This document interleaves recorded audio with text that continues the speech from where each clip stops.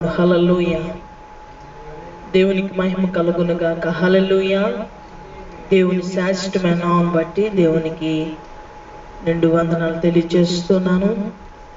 ఈ ప్రత్యేకమైన సమయంలో ప్రభు ఈ రీతిగా కలిసి స్తుతించడానికి మరొక అవకాశాన్ని ప్రభు మనందరికీ దయచేసినందుకు దేవుడిని ఎంతగానో స్తుతించి దేవుడి నామాన్ని మహిమపడదాం. ఈ పూట దేవుని యొక్క కృప చేత మనల్ని సజీవంగా ఆయన కృప మనల్ని విమోచించి విడిపించి రక్షించి ఉన్నతమైన ఆయన కృప మనల్ని నడిపిస్తుంది కనుక బిడ్డలారా దయచేసి ఈ యొక్క సమయంలో మీ యొక్క సమయాన్ని వెచ్చించి చక్కగా దేవుని యొక్క సన్నిధిలో దేవుడు స్తుతించవలసిందిగా దేవుని చేత మనం చేస్తున్నాను. ప్రభు యొక్క కృప మనందరినీ రక్షించునుగాక. ఆమె ప్రార్థన చేసుకుందాం. మహాపరిశుద్ధుడానికి వందన. మహిమ కలిగిన దేవ, కృప కలిగిన ప్రభా, కృపా సత్య సంపూర్ణుడా మీకు స్తోత్రాల. చాలిన దేవుడు, సరిపోయిన దేవుడు, సర్వ సృష్టికి అధికారివి, సర్వాధికారివి నీకు స్తోత్రాలు. ఈ ప్రత్యేకమైన సమయంలోనైనా నీ పిల్లలంగా నీ కృపాసనం చేరి నీ యొక్క సన్నిధికి వచ్చి నేను స్తుతించి గణపరిచి ఆరాధించుటకే మాకిచ్చినటువంటి ధన్యత కృపను బట్టి వందనాలు. మీరు మమ్మల్ని బలపరిచి ఆశీర్వదించి దీవించి మహిమ పొందండి అయ్యా. నీకు వందనాలు. కొద్దిపాటి అయ్యా సమయం ప్రభా నీతి గల మీ మాట తేటగా వినిపించు పూర్వలే ప్రస్తుత దినములను బట్టి గడియలో క్షణములో ప్రభా వేల మంది మరణిస్తున్నారు. ఎంతో ఘోరాతి ఘోరమైన పరిస్థితి అయ్యా. ఇలాంటి పరిస్థితుల్లో మీరునైనా మీ దక్షిణాస్తమును చాపి అయ్యా మీ కృప బాహువు చేత మీ షకీనా మేఘమును ప్రభా ప్రతి బిడ్డ మీద అల్లాడింపు చేయమని ప్రార్థన చేస్తుంది. బలపరచండి, భద్రపరచండి, ఆశీర్వదించండి. ఈ ఆశీర్వాద సంబంధమైన దీవెనలు ప్రతి కుటుంబానికి దయచేయమని ఈ సమయంలో బిడ్డల్ని కుటుంబాలు అప్పగించుకుంటూ మాటలు వినుచుండగా వినగలిగే చెవి, గ్రహించగలిగే మనస్సు దయచేయమని యేసు నామమున అడుగుచున్నాను తండ్రి. ఆమేన్. Praise the Lord. హల్లెలూయా. హల్లెలూయా. దేవుని యొక్క మహాకృప చేత దాచబడి ఉన్నాం. మంచిది.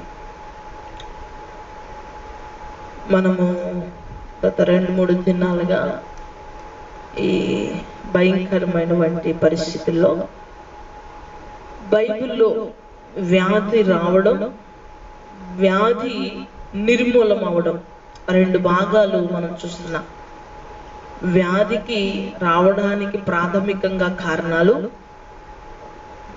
వ్యాధి మరలా పోవడానికి ప్రాథమికంగా కారణాలు. మనము 2 పాఠాలు మనం విన్నాం. ఇది 3వ పాఠంగా మనం వినబోతూ ఉన్నాం. దయచేసి శ్రద్ధగా విని ఆధ్యాత్మికంగా మీరు బలపరచబడతారని, ప్రభువులో దీవించబడతారని నేను ఆశిస్తూ ఉన్నాను. బిడ్డలారా, ఈ సమయంలో మనం గమనిస్తే గనక ఇక్కడ వ్యాధి రావడానికి గల కారణం, ఇప్పుడు ప్రపంచ దేశంలో కొన్ని వ్యాధులు వచ్చినవి. దానికి రావడానికి గల మూలం ఏంటి అంటే శత్రు సైన్యం యొక్క పన్నాగాలను రకరకాల కారణాలు పెట్టుకుని మొత్తం మీద ఆ విధంగా మాట్లాడుకుంటున్నట్టుగా మనం చూస్తా ఉన్నాం. కానీ ఒకటి ఆమోదించబడి భూమి మీదకి వచ్చింది అంటే దేవుడు సెలవు ఇవ్వకుండా ఏది భూమి మీద జరగదు. దేవుడు ఒక మాట అన్నాడు, నీ తల వెంట్రుకలలో ఏదైనా ఓడాలన్నా మనకు తెలీదు. మనం దినచర్యలో ఎన్నో విషయాలు నిర్లక్ష్యంగా విడిచిపెట్టేస్తూ ఉంటారు. కానీ దేవునికి ప్రతి ఒక్కటి కూడా చాలా ఆలోచించి మన పట్ల ఆయన నిర్ణయాలు తీసుకుంటాడు. ఇక్కడ మనం చూస్తే గనక వ్యాధి యొక్క ప్రారంభాన్ని మనం చూస్తున్నాం. 2 పాఠాల్లో మనం చూసాము. దానిని మీరు ప్రాక్టీస్లో పెట్టి మీరు నడిచి వెళ్ళగలిగితే కనుక మొదటిది మనము వ్యాధి ఎందుకు వచ్చింది, ఎందుకు వ్యాధి నుంచి బయటపడాలి. రెండోది మొట్టమొదటిగా ఇశ్రాయేలు వారి ప్రయాణంలో వారు ఏ విధంగా నడిచి వారి యొక్క జీవితంలోని వ్యాధిని తెచ్చుకుని ఉన్నారో, రెండోది వారి యొక్క జీవితంలో వారు మాంస సంబంధమైనటువంటి ఆశ కలిగిన వారే వారు వ్యాధిని తెచ్చుకున్నారు. ఈరోజు మనం చూస్తే గనక మనందరికీ బాగా ఐడెంటిటీ పర్సన్ బైబిల్లో బిలాము. ఎందుకంటే బిలాము బోధ అనేటువంటి విషయాన్ని మనం చూస్తాం. ఎందుకంటే బిలాము ఒకప్పుడు ప్రవక్త. బిలాము దేవుడితో సంబంధం కలిగి ఉండేవాడు. కానీ కొన్ని దినాలైన తర్వాత బిలాముని సాతాను వాడుకోవడం ప్రారంభించింది. సాతాను వాడుకోవడం ప్రారంభించి ఒక దురాలోచనలు ఎప్పుడైతే బిలాములోనికి చోటు చేసుకున్నాయో, ఆలోచించకుండానే మానవ భావోద్వేగాలతో ముడిపడిపోయి బిలాము జీవించటం ప్రారంభించాడు. ఇక్కడ మనము బిలాముని ఒక రాజు అడుగుతాడనమాట. ఏమని అడుగుతాడంటే, బిలాము ఇశ్రాయేలీయుల్ని నువ్వు శపించాలి. ఇశ్రాయేలీయులు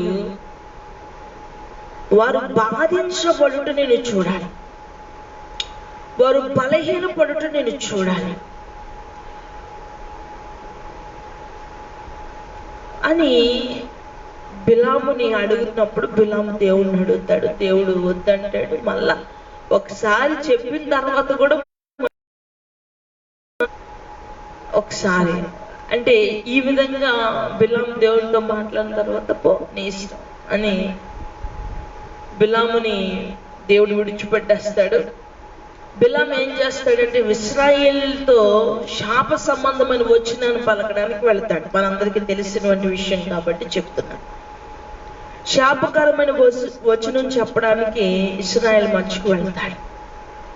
అక్కడ ఏం చేస్తాడంటే ఓకే వచ్చింది. ఇక్కడ బిలాము ఏం చేస్తాడంటే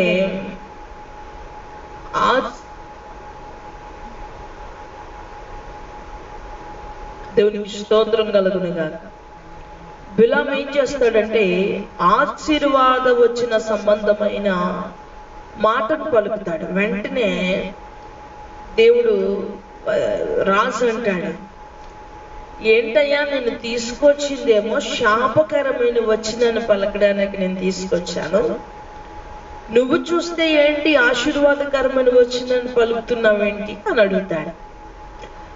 అప్పుడు బిలాము అంటాడు, ఎక్కడ వరకు మాత్రము శాపకరమైన వచనమే నిండుంది, కానీ ఎక్కడి నుంచి మాత్రము ఆశీర్వాదకరమైన వచనము వస్తుంది. నేను దీని నుంచి ఏమీ చేయలేనయ్యా, ఇక్కడ వరకు మాత్రము శాపకరమైన వచనాన్నే సిద్ధపరుచుకున్నాను, కానీ ఇక్కడి నుంచి మాత్రం ఆశీర్వాదకరమైన వచనం వచ్చింది. మరి ఏంటి అని అడిగినప్పుడు ఈ బిలాము ఏమంటాడంటే, సరే ఈ శాపకరమైన వచనాన్ని నేను పలకలేకపోయాను, కానీ ఈ ఒక విషయాన్ని చెప్తా, నువ్వు వారిని శాపకార్థంగా మార్చడానికి, బలహీనులుగా మార్చడానికి, వాళ్ళు దైవ దృష్టికి వ్యతిరేకంగా అయ్యి దేవుని కృప పొందుకోలేకుండా కావడానికి నేను ఒక సూత్రం చెప్తాను అని రాజుతో మాట్లాడి, రాజుతో ఏమంటాడంటే, ఇశ్రాయేలీలు దేవునికి విరోధంగా మారిపోవడానికి రెండు కారణాలు.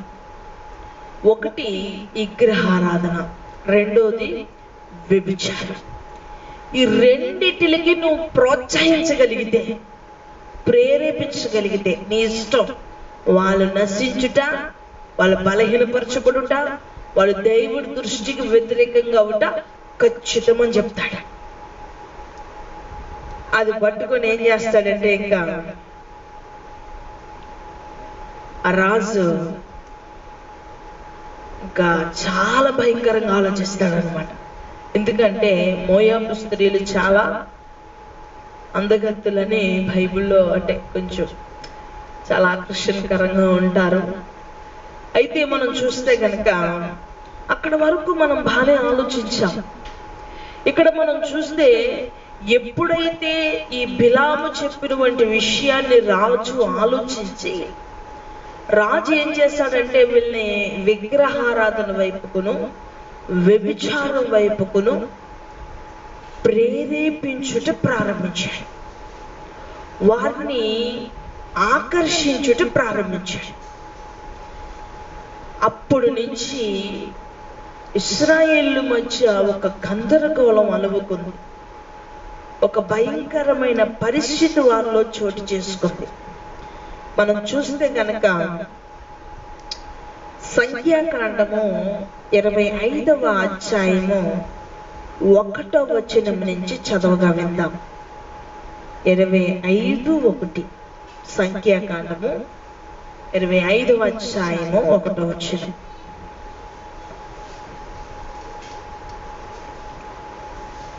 చదువుదామండి.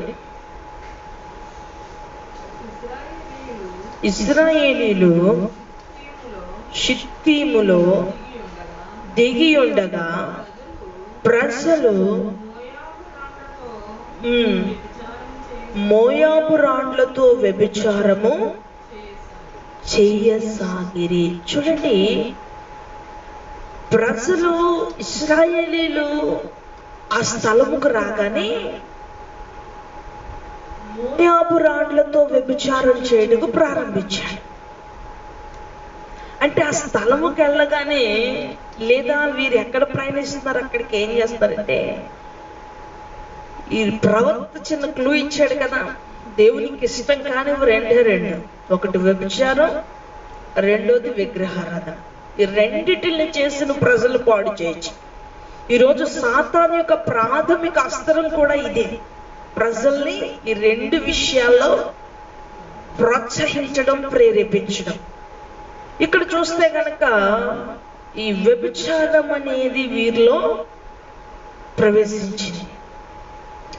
ఈ వ్యభిచారం అనేది ప్రవేశించి ఏ స్థితికి దిగజారారు అంటే, భయంకరమైన విచ్చలవిడి సంబంధమైన వ్యభిచారానికి. ఎలాంటి వ్యభిచారం అంటే, అందరూ చూస్తుండగానే లైంగిక సంబంధంగా కలిసి వారు వాటిని సాధారణంగా, ఇన్నాళ్ళ మా చిన్నప్పుడు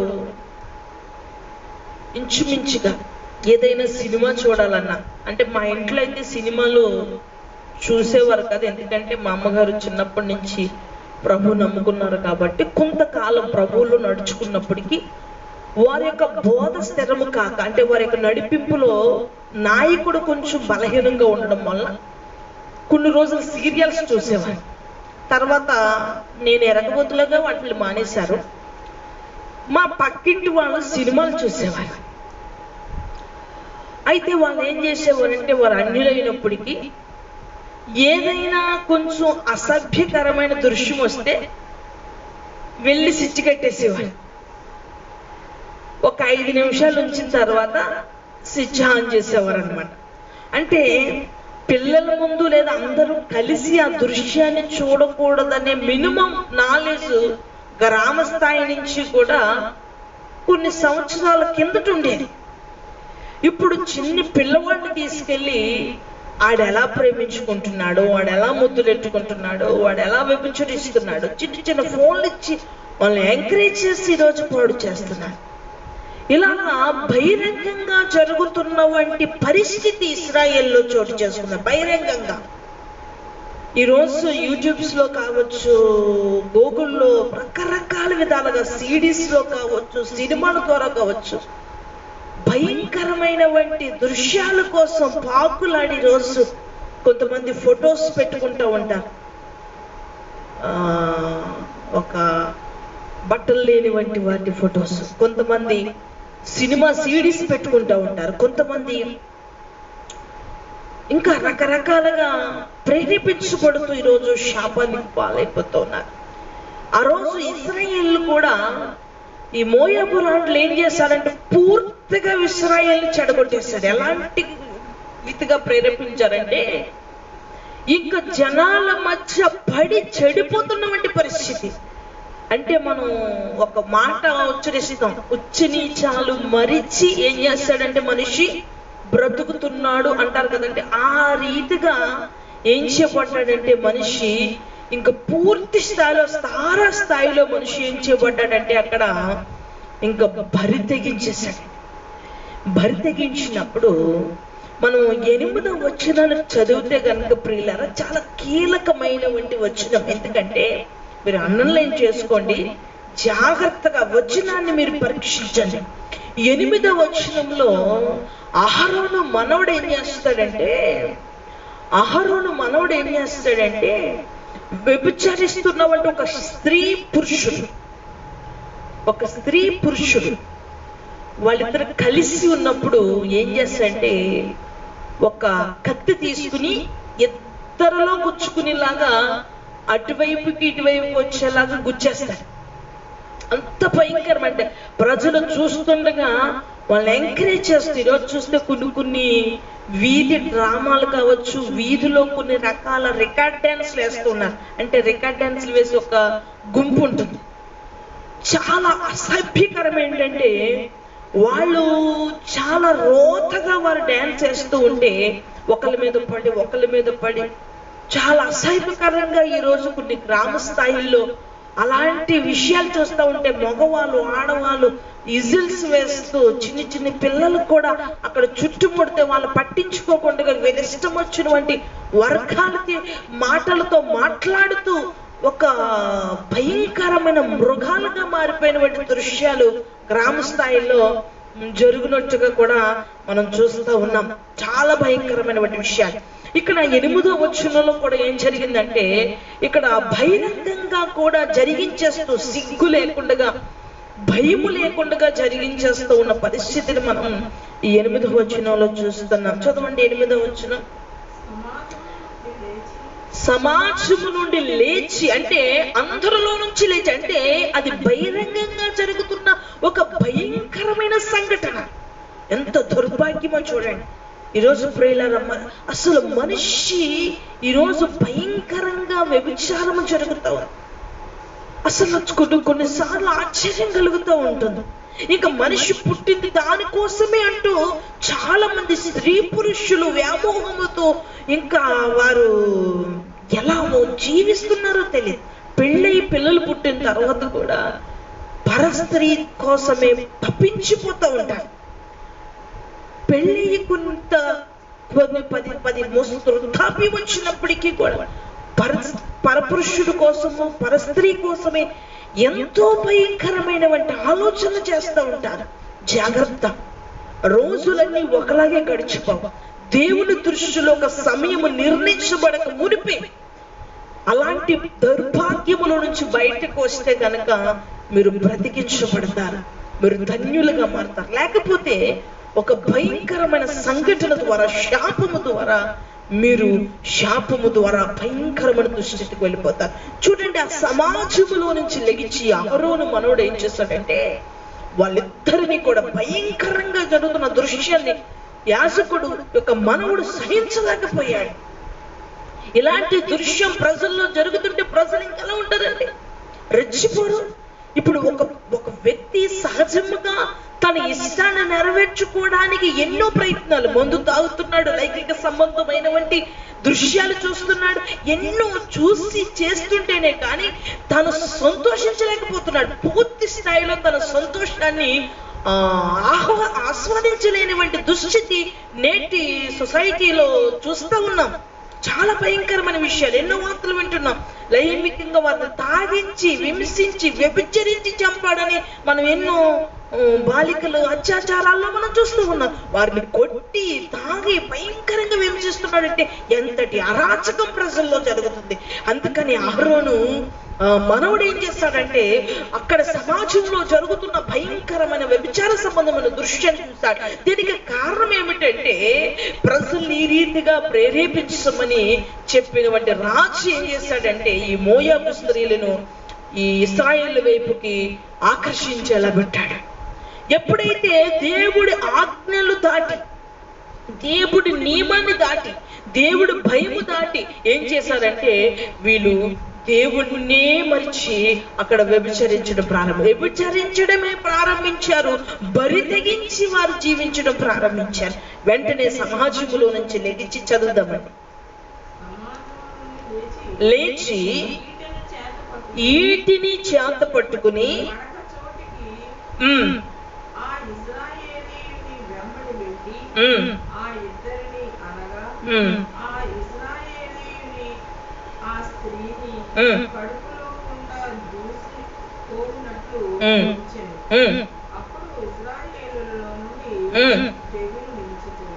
చూడండి, తెగులు ప్రారంభమైంది ఎప్పుడంటే ఎప్పుడైతే ప్రజలు వ్యభిచరిస్తారో ఒక రకమైన తెగులు ప్రజల్లోకి వచ్చింది.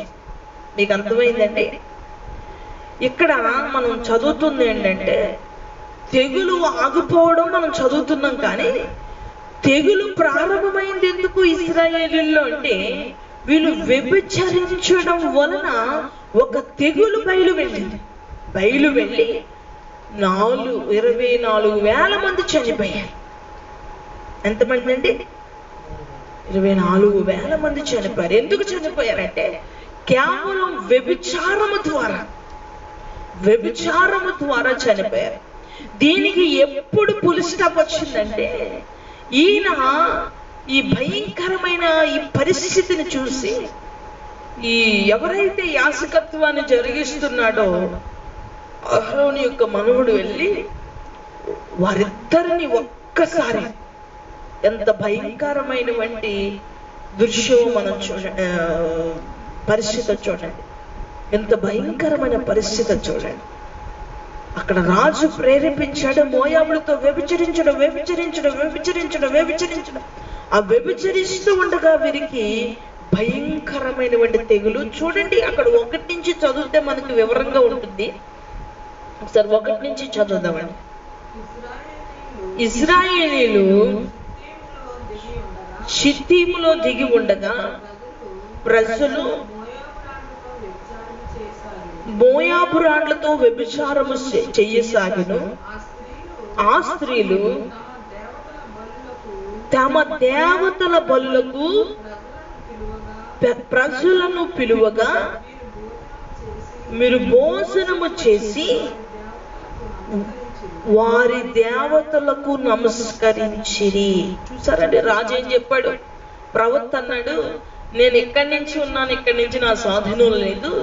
ప్రజలు శపించబడ్డానికి 2 కారణాలు. 1 వ్యభిచారాన్ని ప్రేరేపించు, 2 విగ్రహారాధన. వీళ్ళు వ్యభిచారము వీళ్ళతో చేసిన తర్వాత వీరు ఆరాధిస్తున్న దేవతల దగ్గర తీసుకెళ్ళి అక్కడ వీళ్ళని పూజించేలా చేసి, వాళ్ళకి నమస్కరించేలా చేసి, వారి యొక్క ఏదైతే విగ్రహ సంబంధమైన బలులు ఉన్నాయో, బలి అర్పించినటువంటి నైవేద్యాలు ఉన్నాయో వాటిల్ని వీరు తినేలా ప్రేరేపించాడు. వెంటనే ఏమొచ్చిందండి? చదువుదాం.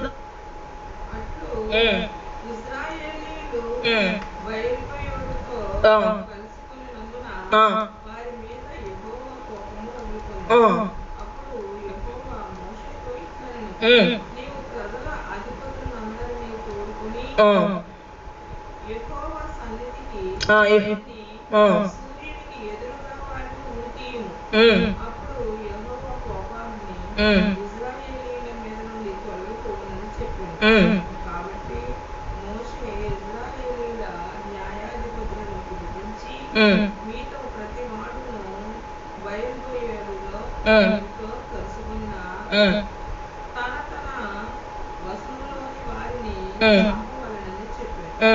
ఇదిగో మోషే కన్నుల ఎదుటను ప్రత్యక్ష గుడారం యొక్క ద్వారం వద్ద ఏడ్చుచుండిన ఇశ్రాయేలీయుల సర్వ సమాజం యొక్క కన్నుల ఎదుటను ఇశ్రాయేలీయులలో ఒకడు తన సహోదరుల యొద్దకు ఒక మిద్యాను స్త్రీని తోడుకొని వచ్చెను. యాజకుడైన అహరోను మనవడును ఎలియాజరు కుమారుడునైన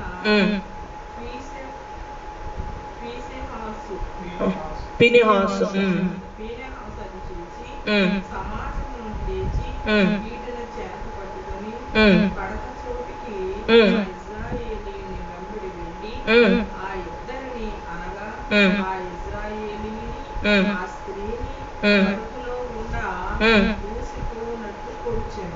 అప్పుడు ఇశ్రాయేలీయులలో నుండి నిలిచిపోయారు. చూడండి, దేవుని కోపం చేత దేవుడు ఒక భయాన్ని, ఒక శాసనాన్ని పెట్టాడు. ఆ శాసనం ప్రకారంగా, ఆర్డర్ ప్రకారంగా జరిగితేనే కానీ ఆ పాపానికి, ఆ మూల్యానికి ఏం లేదండి, పరిష్కారము లేదు. ఇక్కడ అందరూ వచ్చాడు కానీ ఇందులో ఒకడు ఏం చేయబడ్డాడట, ఇంకా అక్కడే పాపములోనే జురుకుంటూ ఉన్నాడు. అప్పుడు యాజకత్వం అందుకుంటున్నవంటి ఫీనెహాసు వెళ్ళి ఏం చేశాడు, దాన్ని పరిపూర్ణం చేశాడు. అక్కడ ఇంకా దేవుని యొక్క కోపము, తెగులు ఆగినట్టుగా మనం చూస్తా ఉన్నాం. ప్రియులారా, దేవుని యొక్క ఉగ్రత, దేవుని యొక్క ఉగ్రత అంటే తెగులు చేత మరణించుట. దేవుని యొక్క ఉగ్రత వస్తే తెగులు కావచ్చు, ఏ విధంగానైనా మనిషి చనిపోతాడు. దేవుని యొక్క ఉగ్రతే మనిషి చనిపోవడం. అది ఎలాగైనా జరగచ్చు, అది ఎలాగైనా జరగచ్చు. అది ఒక రోగం అనే కాదు, ఒక యాక్సిడెంట్ అనే కాదు, ఏ విధమైనది కాదు, ఎలాగైనా మనిషి దేవుడు ఒక ఉగ్రత దిగి వస్తే కనుక చాలా భయంకరంగా ఉంటుంది. ప్రియులారా, ఎందుకు ఎంత కఠినమైన నిర్ణయాన్ని ప్రభు తీసుకున్నాడంటే, ఇది మామూలుగా జరిగే విగ్రహారాధన కాదండి. ఇక్కడ రెండు విషయాల వంటి ప్రస్తావన మనం చూస్తామున్నాము. ఇక్కడ రెండు విషయాలలో ఇశ్రాయేలు జరిగించింది మామూలుది కాదు. ఎందుకంటే ఇశ్రాయేలు జరిగించింది ఒక భయంకరమైనటువంటి పరిస్థితి. వాళ్ళు ఏం చేయబడ్డారటండి, విగ్రహారాధనకు నడిపించబడ్డారు. వాళ్ళతో వ్యభిచరించడమే కాక విగ్రహారాధనకు నడిపించబడ్డారు. చూడండి, సంఖ్యాకాండము 18వ అధ్యాయము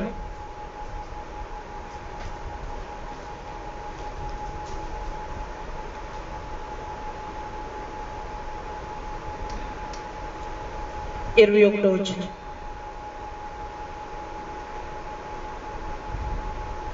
ఇదిగో లేవీయులు చేయు సేవకు అనగా ప్రత్యక్షపు గుడారము యొక్క సేవకు నేను ఇశ్రాయేలీయుల యొక్క దశమ భాగములన్నిటినీ 18:21 అండి. ఒక్క నిమిషం అన్న. ద్వితీయోపదేశ కాండము, ఒక్క నిమిషం, కీర్తనల గ్రంథము 116వ అధ్యాయం 29వ వచనం. 116వ అధ్యాయము 29వ వచనం.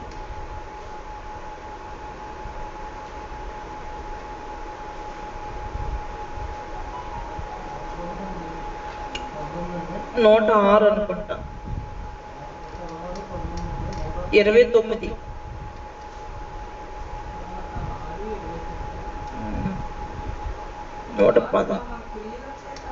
వారు తమ క్రియలు చేత వారి కోపము పుట్టించగా,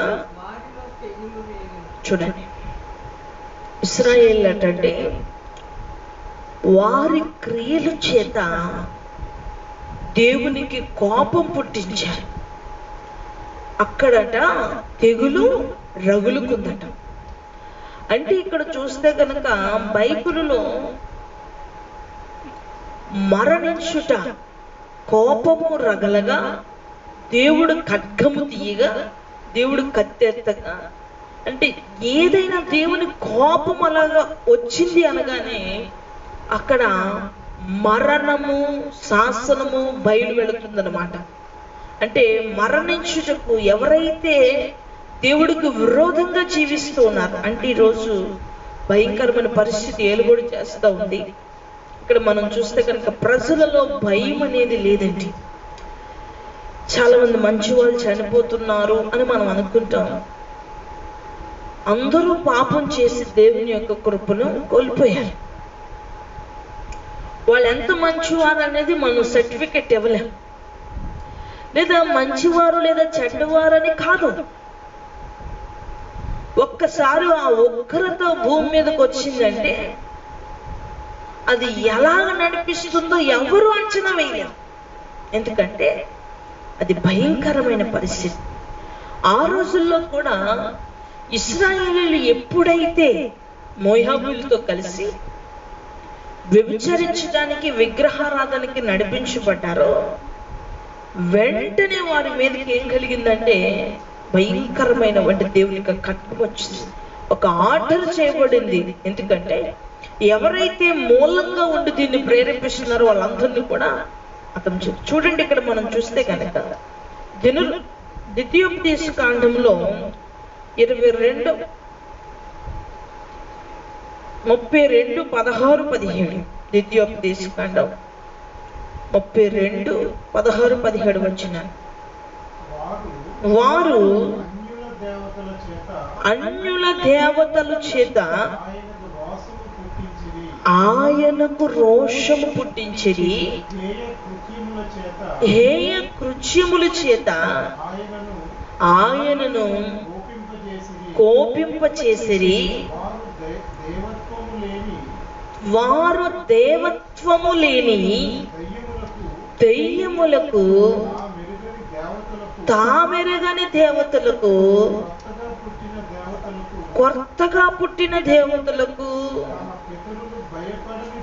తమ పితరులు భయపడని దేవతలకు బలి అర్పించి. ఎంత దౌర్భాగ్యమైన విషయం గమనించండి. ఇక్కడ ఎంత దౌర్భాగ్యం జరిగిందో చూడండి. ఇశ్రాయేల్ మధ్య తెగులు రెగలడానికి గల కారణం వారు తెగులు ఆగిపోయేవంటి దృశ్యాన్ని మనం చూసినప్పుడు ఒకసారి నాకు వెంటనే చాలా భయం అనిపించింది. ఆగే దృశ్యాన్ని చూస్తేనే భయం అనిపించింది నాకు ఒక్కసారి. ఎంత భయంకరమైన పరిస్థితితో చూడండి. ఇక్కడ చూస్తే వాళ్ళు ఎంత దౌర్భాగ్యానికి బయలుదేరి వెళ్ళారంటే పితరులు భయపడని దానికి భయపడుతున్నారు. తాము ఎరగని దేవతలను వీరు పూజిస్తున్నారు. అసలు దేవుళ్ళు కాని వాటికి వీరు దేవుళ్ళుగా వీరు చేస్తూ ఉన్నారు. చాలా మంది రోజు క్రైస్తవులు కూడా అంతే. వివాహం అయిన తర్వాత లేదా కొన్ని పెళ్లిళ్ళకి కానీ లేదా కొంత అన్య సంబంధమైన ఏదైనా ఫ్రెండ్స్ కానీ లేదంటే ఏదైనా కార్యక్రమాలకు వెళ్ళినప్పుడు ప్రోత్సాహంగా మాట్లాడుతారు. లేదండి నా పర్లేదండి మీ దేవుడు అంటే.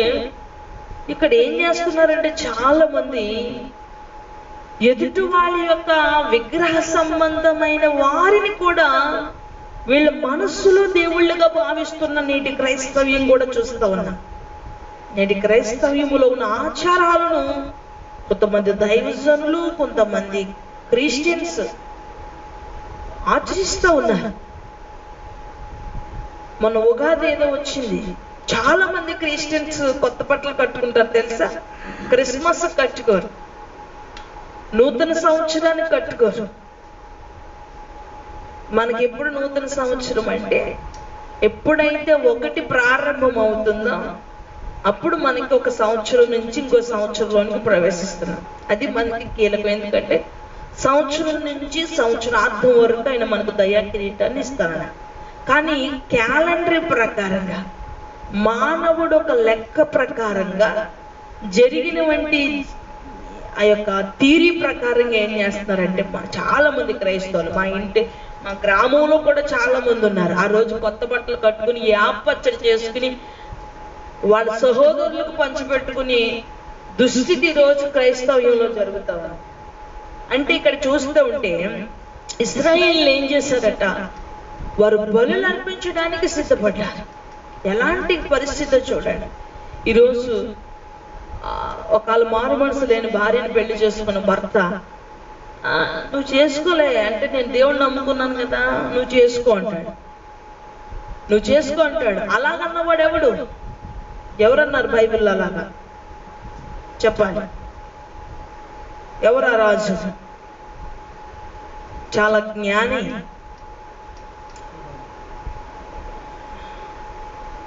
ఏం చేశాడు? భార్య కొడుకు వెళ్ళి దండం పెట్టుకున్నాడు. భార్య కొడుకు వెళ్ళి దండం పెట్టాడు, శిరస్సు వంచాడు.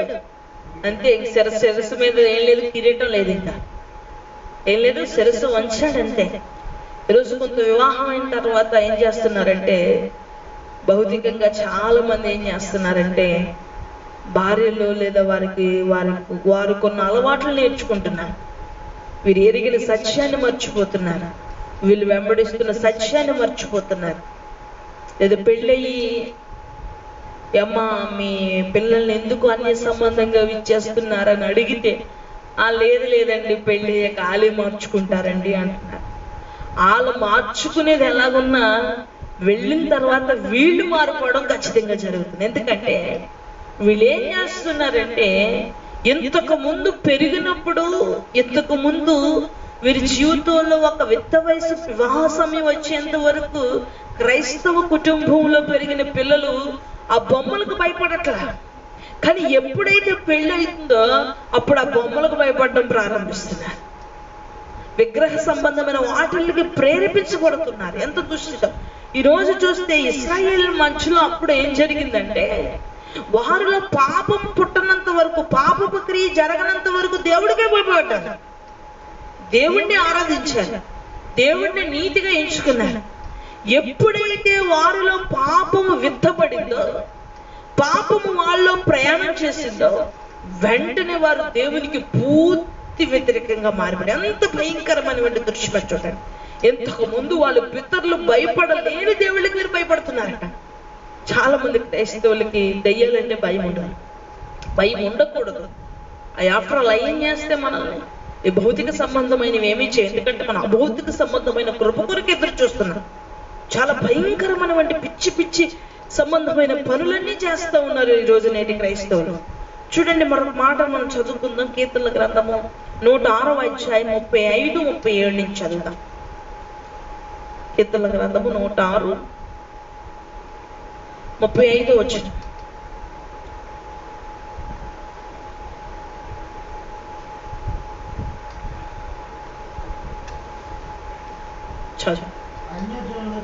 అన్యజనులతో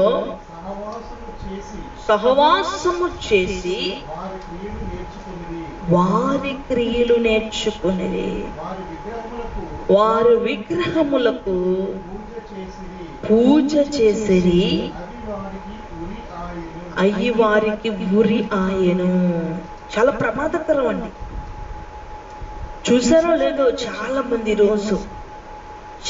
మంది ఈరోజు సంఘటనలు మనం చూస్తా ఉన్నాం.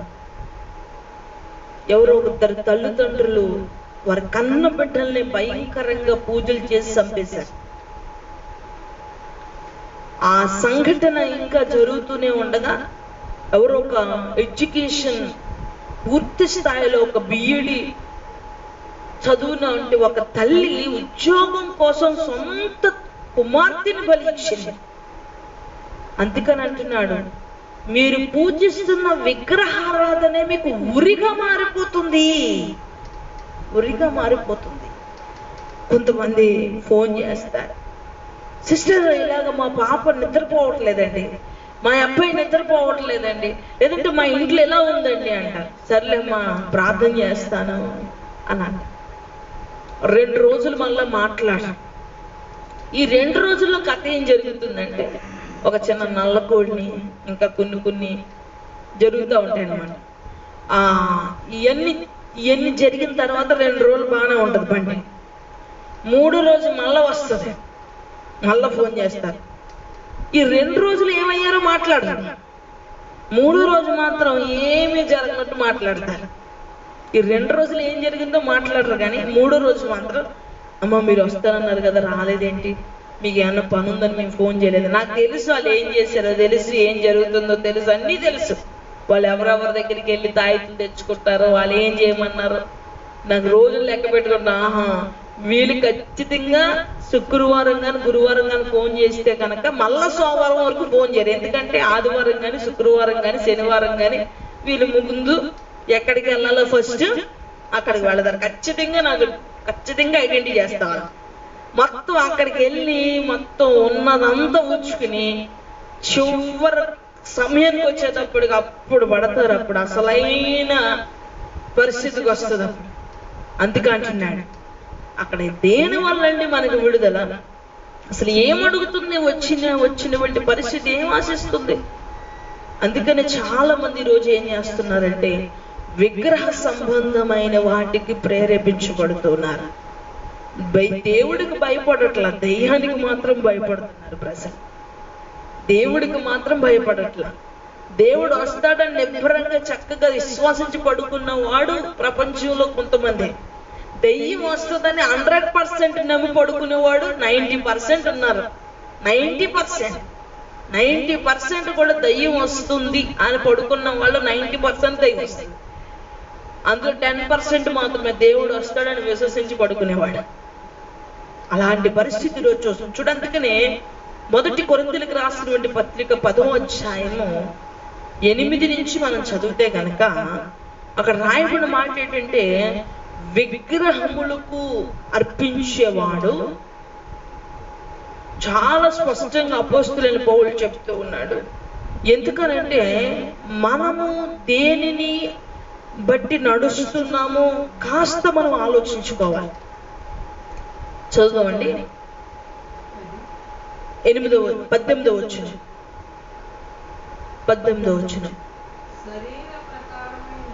శరీర ప్రకారమైన ఇశ్రాయేలీయులను చూడుడి.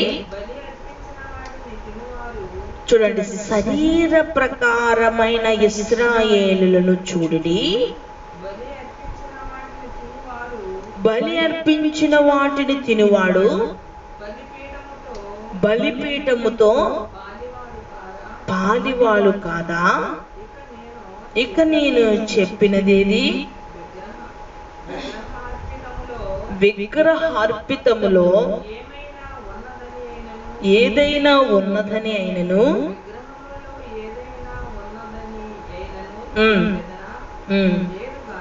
లేదు, కానీ అన్యజనులు అర్పించు బలులు దేవునికి కాదు దయ్యములకే అర్పించుచున్నారు అని చెప్పుచున్నారు. ప్రియులారా, దేవుడు ఏం కావాలనుకుంటాడు చెప్పండి? దేవుడికి ఏం కావాలి? నువ్వు బాగుండడం కావాలి. దేవుడు అనే వ్యక్తి మానవ హోమాన్ని సృష్టించడు. దేవుడు అనే వ్యక్తి ఒక ప్రశాంతమైన వంటి పరిస్థితుల్ని వ్యక్తిగతంగా, కుటుంబంగా, సొసైటీ పరంగా సృష్టించేవాడు. ఒక దేవుడు ఒక ప్రతికూలమైనది భూమి మీదకి ఆమోదించాడు అంటే మనిషి అంతకన్నా ప్రతికూలమైన దానికి పూనుకున్నాడు అనేటువంటి విషయాన్ని గమనించాడు. ఇక్కడ అంటున్నాడు, ఇశ్రాయేలీయులు శరీర సంబంధమైన వంటి వారి విగ్రహ సంబంధమైన వంటి దయ్యములకు వారు పూజించారు, దయ్యములకు వారు అర్పించారు. ఒక విషయాన్ని గమనించాడు. మొన్న ఫేస్బుక్లో ఒక వీడియో నేను చూశాను. ఆ వీడియోలో ఏముందంటే ఒక నిండు అంటే సూడు పోసుకున్న వంటి ఒక గొర్రె, ఒక మగ గొర్రె. ఈ 2 గొర్రెలని మీకు వీడియో వీలైతే వీడియో చూపిస్తాము, చూదురు. కానీ ఆ వీడియోలో ఎలా ఉందంటే ఈ 2 గొర్రెలని ఆ విగ్రహం ముందు పడుకోబెట్టారు. ఆ విగ్రహం ముందు పడుకోబెట్టి దాన్ని కాళ్ళు చేతులు తొక్కుపెట్టారు. అందులో ఆడ గొర్రెకు లోపల పిల్ల ఉంది, కడుపు నీళ్లు పోసుకుంది అనుకుంటా. దాని కడుపుని కత్తితో, అది బతికుండగానే దాని కడుపుని కత్తితో 2గా చీల్చి ఆ కడుపులో నుంచి ఒక చిన్న మేకపిల్లని తీసి ముందు ఆ చిన్న మేకపిల్లని ఆ విగ్రహము, ఆ బొమ్మ ఎదుట పీకు కోసి అలా పడేసి తర్వాత ఈ 2 మేక పిల్లల్ని చూడండి, ఒకటి తెల్లది, రెండోది నల్లది. 2 కనిపిస్తున్నాయి మీకు వీడియోలో కనిపిస్తాయి. ఒకటి నల్లది, ఒకటి తెల్లది. తర్వాత ఈ 2 పీకల్ని కోశారు. దేవుడు అనేవంటి వ్యక్తి ఈ రీతిగా చేయమని చెప్పడం. ఎందుకంటే సర్వలోక పాప పరిహారార్థము నేను బలి ఇచ్చాను కాబట్టి ఇంక మీరు బలిగా ఏమీ అర్పించవసరం లేదు. మీరు పాపము చేసినప్పుడల్లా నా బలి అర్పణను జ్ఞాపకం చేసుకోండి అని చెప్పిన గొప్ప మహనీయుడు మన ప్రభు అయిన యేసు. దేవునికి స్తోత్రం కలుగునుగాక. ఇక్కడ చూసినటువంటి సంఘటనలు మనం గమనిస్తామంటే ఎంత భయంకరమైన విగ్రహారాధన అంటే, ఇక్కడ మనం గమనించుకోవలసింది ఏంటంటే ఒక చాలా భయంకరమైనటువంటి పరిస్థితి రోజు నేటి సొసైటీలో చోటు చేసుకుంటా ఉంది. పిల్లలు, దేవుడు ఎప్పుడు బలులు కోరడండి. రక్తము ఆయన చిందించమనడు. రక్తము దెయ్యములకు కావాలి, దేవుడికి రక్తం అవసరం లేదు. ఆయనే రక్తం కారిస్తే ఆయనకి ఎందుకండి రక్తం? కనుక ప్రియులారా, ఇశ్రాయేలుతో దేవుడు ఈ విధంగా చేయొద్దన్నాడు. ఈరోజు బలి వంశల కొంతమందికి ఎద్దుల బండికి కోడిని కోస్తారు, కొంతమంది సంవత్సరానికి 2 సంవత్సరానికి మేకలను బలిస్తారు. కుంభాలు అన్నం వండి మధ్యలో గొయ్యి కింద చేసి అందులో కొన్ని రకాల పదార్థాలు వండి వాటికి మచ్చిగా 2 మేకలు కానీ 1 మేకను కానీ బలి ఇచ్చి ఆ రక్తపు మడుగులో గంతులు వేసుకుంటా ఒక వ్యక్తి 2 వేప రొప్పలు ఇచ్చుకుని గంతుతా ఉంటాడు. ఎంత భయంకరమైనటువంటి పరిస్థితి అండి! ఎంత దౌర్భాగ్యం అండి! ఎంత కఠినత్వం అండి! ఒక జీవుని బలి ఇచ్చి దాని మీద అలాంటి ప్రదర్శన చేయడానికి ఎంత భయంకరమైన పరిస్థితి అండి! బిడ్డను బలిచ్చేవంటి పరిస్థితి, భర్తలను చంపే పరిస్థితి, భార్యలను చంపే పరిస్థితి, చంపుకోవడం అనేవంటి ఒక భయంకరమైనటువంటి పరిస్థితి ఈరోజు ప్రేరేపించేది దయ్యములే, దేవుడు మాత్రము కాదండి. అందుకే అంటున్నాడు చూడండి, ద్వితీయోపదేశకాండం 18వ అధ్యాయం 10వ వచనం నుంచి చదివితే కొన్ని సంఘటనలు మనం చూద్దాం. బైబిల్ గ్రంథంలో వ్యభిచారం అనేది, విగ్రహారాధన అనేది శాపమునకు కారణం. ఆ శాపం వల్ల భయంకరమైన తెగుళ్ళు బయలు వచ్చినాయి. చూడండి, ద్వితీయోపదేశకాండము 10వ అధ్యాయము 18వ అధ్యాయము 10వ వచనం. 18వ అధ్యాయం 10వ వచనం.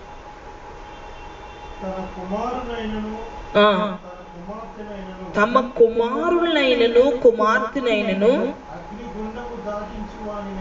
అగ్నిగుండము దాటించువాడైనను శకునము చెప్పు సోదిగానునైనను మేఘ శకునములను కాని సర్ప శకునములను కాని చెప్పువానైనను చిల్లంగి వానైనను మాంత్రికునైనను ఇంద్రజాలికుడైనను కర్ణ పిశాచి అడుగువాడినైనను దయ్యముల యొద్ద విచారణ చేయు వానినైనను మీ మధ్య ఉండనీయకుడి. ఎంత భయంకరమైన పరిస్థితి అండి! ఇలాంటి వారిని మన మధ్య ఉండకూడదు అంటే మన క్రైస్తవులు. ఎందుకంటే ముందు మనం స్పష్టంగా ఉండాలి. మనం ముందు ట్రాన్స్పరెంట్గా మనం ముందు నీతిని ఎరిగి నీతిని ధరించుకొని జీవించాలి. బైబిల్ వాక్యమేమో ఇలాంటి వారిని మీ మధ్య ఉంచకూడదు అంటే, ఎవరైనా చనిపోతే పాస్టర్ ఎలాగో వస్తాడు, కప్పెట్టేస్తాడు, వెళ్ళిపోతాడు. కానీ తర్వాత వస్తాడు ఒకడు వచ్చి, ఇదిగో ఏమండే మా ఆయన చనిపోవడానికి కారణం ఎవరండి అని అడిగితే, మీ ఆయన చనిపోవడానికి వాస్తు కారణం అని చెప్తాడు. పాస్టర్ గారు ముందొచ్చి ఏం చేస్తాడు, ఆ డమ్మీ అన్నమాట. అసలైన విషయం ఎక్కడ తెలుసుకుంటారు? ఇంద్రజాలకుల దగ్గర, జోష్యం చెప్పేవాడి దగ్గర చెప్పుకుంటారు. ఈరోజు ఈ వారం. ఎందుకంటే ప్రియులారా, ఇశ్రాయేలు మధ్య ఈ విధమైనవి జరగకూడదని, ఈ మోయాబు స్త్రీలతో వ్యభిచరించడం, ఈ రాజు ఎప్పుడైతే ఈ విధంగా పాపాన్ని వీరిలో ప్రవేశించాడో వెంటనే వీళ్ళు అన్య సంబంధమైన ఆచరణ ప్రారంభమైందో. అందుకనే చూడండి, అసలు క్రైస్తవ్యము పరిశుద్ధమైనది. ఎందుకంటే ఇక్కడ ఎక్కడ పాపానికి ప్రోత్సాహం అనేది ఉండదు. లోక సంబంధమైన దేవుళ్ళుగా అనిపిస్తున్నవంటి బొమ్మలు కావచ్చు, దేవుళ్ళుగా అనుకుంటున్నవంటి వ్యక్తులు కావచ్చు, వారు వ్యభిచారానికి లేదా లోకములో జరుగుతున్న చెడ్డ వాటికి ఎంతలా ప్రేరేపిస్తున్నారో మీరు గమనించారా? ఎంత దౌర్భాగ్యమైన విషయం అంటే, చాలా చోట్ల ఈ మధ్య కాలాల్లో స్త్రీ లేదా పురుషుడి యొక్క మర్మంగాలను కూడా పూజిస్తూ వాటిల్ని మందిరాలుగా చిన్ని పిల్లల చేత, పెద్దవాళ్ళ చేత వాళ్ళు ఎంతో భయంకరంగా విగ్రహారాధన చేస్తూ ఉన్నారు. ఎంత దుర్భాగ్యమైన విషయం అంటే చూడండి. అంటే ఇదంతా కూడా దయ్యముల యొక్క ప్రేరేపణ. దేవునికి వ్యతిరేకంగా పనిచేస్తున్న వంటి సమూహము చేస్తున్న వంటి పనిలో ఈరోజు క్రైస్తవుడు పాలు పొందుతూ ఉన్నాడు. దేవుని పెట్టి ఈరోజు వాటిలో కలిసిపోతూ ఉన్నాడు. ఎంత దౌర్భాగ్యమైనటువంటి విషయం. అందుకని అంటున్నాడు, విట్టివారిని మీరు లోకస్తుడిగా లోకంలో జీవిస్తున్నారు, లోకాశల కొరకు జీవిస్తున్నారు, లోక కోరికల కోసం జీవిస్తున్నారు, లోక సంబంధమైన జీవితం కోసం జీవిస్తున్న వారికి మీరు దూరంగా ఉండండి. చూడండి ఎంత భయంకరమని. 18 వచనంలో 10-12 వచనాల్లో చెప్పినటువంటి వ్యక్తులను మీరు ఎందుకు వాళ్ళని సంప్రదిస్తూ ఉన్నారు? అమ్మా నీకు బాధగా ఉందా, ఇంటికి ఒక గంట సేపు ప్రార్థన చేసుకో అన్నాం అనుకోండి, ఒక 2-3 నెలలు కాదు, ఒక సంవత్సరం అయినా ప్రార్థన చేసుకో.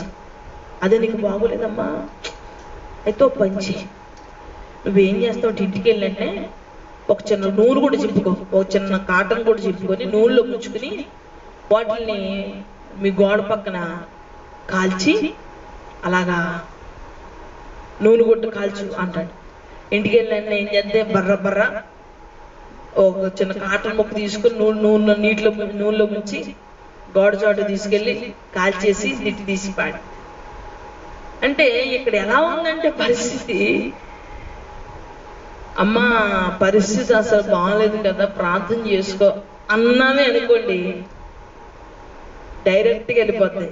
ఏమండి పరిస్థితి అంత బాగుంటలేదు, ఏం చేయాలి అన్నాడే అనుకోండి, ఏం లేదమ్మా 4 శనివారాలు నల్ల నువ్వులు తీసుకెళ్ళి ఏదో మార్గంలో పోయి అంటాడు. అంటే ఈ శని అంతా అట్టుకెళ్ళి రోడ్డు మీద నడుతున్న వాళ్ళందరూ పట్టుకెళ్ళిపోతారు. ఎలా పట్టుకెళ్ళిపోతారండి? 4 వారాలు 7 వారాలు నల్ల నువ్వులు అట్టుకెళ్ళి రోడ్డు మీద పోస్తే ఈడు శని అంతా తొక్కుంటూ పోతారా? అలా పోయేలాగైతే ఒకడు పీక్కున పట్టుకోడా ఈరోజు? అలా రాదు కాబట్టి ఈరోజు మనుషులా జీవిస్తున్నారు. లేకపోతే ఒకడిని కూడా కొరుకునన్నా పట్టుకోదు. ఆడు ఇవ్వకపోయినా ఇచ్చన్నా చెంపైనా తీసేసుకుందరు ఈరోజు. ఎంత భయంకరమైన పరిస్థితితో చూడండి. ఒక సంఘటన జరిగింది ఇటీవల కాలంలో, కేసు మన దగ్గరికి వచ్చింది. ఇంకా దాన్ని ప్రాసెస్లో పెడుతున్నాం. ఇంకా పూర్తి సంబంధమైనటువంటి వివరణ మీకు అందించలేని, కొద్దిపాటుగా అందించడానికి ప్రయత్నిస్తాను. ఆ సంఘటనలో భార్య భర్త వేరే కంట్రీలో సెటిల్ అయ్యారు, బాగా సెటిల్ అయ్యారు. వాళ్ళు ఫుల్ విగ్రహారాధన సంబంధమైన వాళ్ళు. ఎంత విగ్రహార సంబంధం అంటే చాలా వ్యక్తులను గురువులుగా భావిస్తూ వ్యక్తి పూజ జరిగిస్తున్నవారు. వారికి నాడీ పూజ అంటే చాలా ఇష్టం. ఎక్కువగా నాడీ పూజలు జరిగించుకోవడానికి వారు ఎక్కువ మక్కువ చూపిస్తూ ఉంటారు. వాళ్ళు ఇండియాలో ఉండగానే ఒక గురువు దగ్గర చక్కగా వారు మంచి చెడు అడుగుతూ వాళ్ళ గైడెన్స్లో వెళ్తుండేవారు. ఈ మంచి ఎడ్యుకేషన్ చదువుకున్నాడు ఈ పిల్లవాడు, మన యొక్క సంస్థ, మన యొక్క ఏదైతే లావాదేవీలకి ప్రోత్సాహకరంగా ఉందని చెప్పి అతన్ని ఏం చేశారంటే వీళ్ళ దగ్గరే ఉంచుకుని, నేను నీకు బిజినెస్ ఇస్తాను, నీకు మంచి అవకాశాలు ఇస్తాను, నువ్వు మన దగ్గరే ఉంటూ ఈ విధానాన్ని అంతా చూసుకుంటూ నువ్వు చక్కగా బిజినెస్ చేసుకొని ఆ అబ్బాయిని ప్రోత్సహించారు. ఆ అబ్బాయికి కుదరలేదు, మంచి అవకాశం వచ్చింది, తను వేరే దగ్గరికి వెళ్ళిపోయాడు. ఈ వ్యక్తి కదండి, ఈ వ్యక్తి దాన్ని తట్టుకోలేక అక్కడికి వెళ్ళిన అబ్బాయికి మంచి భవిష్యత్తు ఉండకున్నట్టుగా ఒక డెవిల్ రిలీజ్ చేశాడు. మొదటి ఘట్టం అయిపోయింది. ఈ మొదటి ఘట్టంలో ఉన్న డెవిల్ రిలీజ్ అవ్వడం కోసం కొంచెం బిజినెస్ లో డిస్టర్బెన్స్ గా ఉండడం, ఇందులోనే తన యొక్క భార్య నీళ్లు పోసుకున్నప్పటికీ ఈ భార్య నీళ్లు పోసుకున్నప్పుడు కొంచెం సాతాను కొంచెం ఇబ్బంది పెట్టడం, ఈ విధంగా జరుగుతున్నప్పటికీ ఏం జరిగిందంటే నాడీ పూజ చేసే వాళ్ళని ఆశ్రయించగానే వాళ్ళు ఏం చేశారంటే, బోస్ ఏం పొరపడం లేదు, మేము కొన్ని రకాలమైనటువంటి పూజలు చేస్తూ ఉంటాము, మీరు జాగ్రత్తగా ఉండండి, ఏం ప్రాబ్లం లేదని వారు చేయడం ప్రారంభించారు. వీళ్ళు డబ్బులు తీసుకుంటూ ఉండేవారు. వీళ్ళ దగ్గర డబ్బులు తీసుకోవడం కోసం ఏదైతే వాళ్ళ దగ్గర పెయిన్ ఉందో ఆ పెయిన్ ఏం చేసేవారంటే తగ్గించడం మళ్ళా పెంచడం, అంటే మనం హాస్పిటల్కి వెళ్ళినప్పుడు చాలా మంది అనుకుంటారు, కొన్ని హాస్పిటల్స్ లో జరుగుతాయి, ఏం చేస్తారంటే ముందు మనిషికి తగ్గడానికి ట్రీట్మెంట్ చేయరు, బాగా డౌన్ అయిపోవడానికి ట్రీట్మెంట్ చేసి ఆ డౌన్ నుంచి ట్రీట్మెంట్ పెంచుతారన్నమాట. ఎందుకంటే వాళ్ళకి ఎక్కువ డేస్ అవుతే వాళ్ళకి ఏంటి ఎక్కువ లాభం వస్తుందని. అలాగే ఈ నాడీ పూజ చేసేవాడు ఏం చేశాడంటే తగ్గించినట్టుగా తగ్గించి మళ్ళా దాన్ని రేట్ చేసి వీళ్ళు కొన్ని డెవిల్స్ రిలీజ్ చేశారు. అంటే ఫస్ట్ కొన్ని డెవిల్స్ రిలీజ్ అవ్వడం జరిగింది, రెండోసారి కొన్ని డెవిల్స్ రిలీజ్ అవ్వడం జరిగింది. ఇంకా రెండాటిల కోసం చాలా తగముఖం అయిపోతూ ఉండగా ఆ కంట్రీలో వీళ్ళు ఏం చేశారంటే కొంచెం పెట్రోల్ బంక్స్ దగ్గర కొన్ని బాగా మంచి ప్లేసెస్ లో వీళ్ళు షాపింగ్, చిన్న స్నాక్స్ లేదా కొన్ని ఐటమ్స్ యొక్క షాపింగ్స్ వాళ్ళని కాంటాక్ట్ చేసుకుని వాళ్ళని బిజినెస్ చేసుకుంటుంటే అక్కడ అంతకు ముందే బిజినెస్ చేస్తున్న వాడు ఏం చేస్తాడంటే వీళ్ళు ఎక్కడి నుంచి వచ్చి ఈ విధంగా డెవలప్ అవుతున్నారని వాడు ఒక రకమైన డెవిల్స్ రిలీజ్ చేయడం జరిగింది. ఇక్కడ 3 డెవిల్స్ వీళ్ళకి తెలియకుండానే వీళ్ళ మీద దాడి చేస్తున్నారు. ఇప్పుడు వాళ్ళ పరిస్థితి ఎలా ఉందంటే తినలేరు, పడుకోలేరు, కూర్చోలేరు. మళ్ళా వాళ్ళకు ఒక చిన్న పాప, ఆ పాప కంటి మీద కునుకులేదు, పడుకుంటుంది. ఎప్పుడు వీళ్ళు నూనె గుడ్డ తీసి అవి పాడేసి రకరకాల ప్రస్తుతానికి మనశ్శాంతి లేకుండా జీవిస్తారు. ఈ కేసు అంతా మన దగ్గరికి రావడం, దీని యొక్క పూర్వ పరిస్థితిని తెలుసుకోవడం జరిగింది. ఇంకా దాన్ని మనం డీల్ చేయలేదు. ఎందుకు ఈ విషయం చెప్తున్నా అంటే ఈ భౌతికంగా నువ్వు ఎక్కడికి వెళ్ళినా నీ జీవితంలో పరిష్కారం అనేది ఉండదు. పరిస్థితికి ఇంకా భయంకరమైన పరిస్థితి వస్తుంది. అందుకని అంటున్నాడు కదా, విగ్రహము పూజించేవాడు దానికి ఏం చేయబడుతున్నట్టు ఉరి తీయబడతాడు. అంటే ఏదో ఒక రోజు దానితోనే ఏం చేయబడతాడు, చంపబడతాడు. విగ్రహ సంబంధమైనటువంటి వ్యక్తి ఏం చేస్తాడు, విగ్రహ సంబంధమైన పరిస్థితుల వల్లనే దౌర్భాగ్యమైన స్థితికి వెళ్ళిపోతాడు అనేటువంటి వాక్యాన్ని మనం ఇక్కడ చూస్తా ఉన్నాం. చూడండి, లేవి కాండంలో 18:21 ఇందాక చదివారండి. లేవి కాండము 18వ అధ్యాయం 21వ వచనం. 18వ అధ్యాయం 21వ వచనం.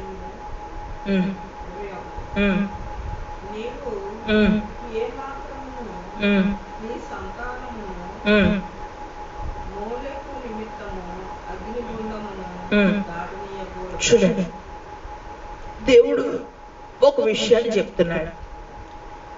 నీవు నీ సంతానము మోలేకు అనేవంటి ఒక విగ్రహ సంబంధమైన మోయాబు యొక్క దేవత అంటే యొక్క విగ్రహ సంబంధమైన వాటి కోసం అగ్నిగుండము దాటించవద్దు అని స్పష్టంగా దేవుడు ఏం చేశాడంటే వాళ్ళకి చెప్పాడు. ఇక్కడ 2 రాజులకు రాసినటువంటి గ్రంథము 21:6. 2 రాజులు 21:6. 21:6. అతడు తన కుమారుని అగ్నిగుండము దాటించి జ్యోతిష్యమును శకునములను వాడుక చేసి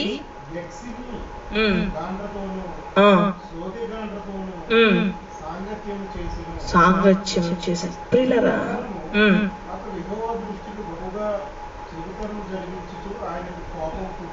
చూడండి ప్రియులారా, ఇశ్రాయేలు మీదకి తెగులు రగులుకోవడానికి గల కారణం వాళ్ళు చేసినటువంటి విగ్రహారాధన, వారు చేసిన వంటి వ్యభిచారం. ఇక్కడ ఎంత స్పష్టంగా చెప్పాడో ప్రభు, చెప్తూనే వచ్చాడు. ఎక్కడనే కాదు, స్టార్టింగ్ నుంచి చెప్పుకుంటూ వచ్చాడు. ద్వితీయోపదేశకాండ 28లో ఆయన చెప్పాడు. 28 వచ్చినంతా కూడా మీకు తెలుసు కదా, మీరు నా ఆజ్ఞలు పాటించండి, ఈ విధమైన సేఫ్టీ, లేకపోతే ఈ విధమైన రోగాలు వస్తాయి. అంత చాలా క్లియర్గా మనకి మెనూ ఇచ్చేస్తారు అక్కడ. ఇక్కడ చూస్తే కనుక ఏదైతే వద్దన్నారో దాన్ని జరిగించాడండి ఆయన. నీవు దాటించొద్దు అంటే ఎంత దౌర్భాగ్యమైన విషయం ఏంటంటే,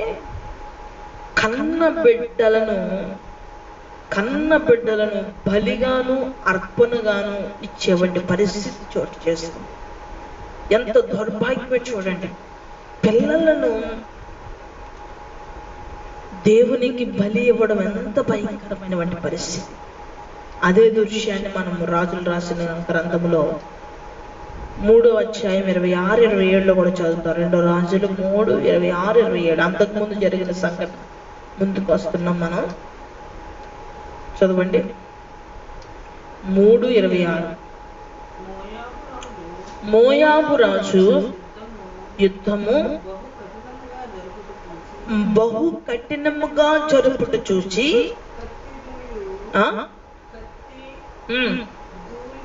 దూయు 700 మందిని ఏర్పరచుకుని ఎదోము రాజు యొక్క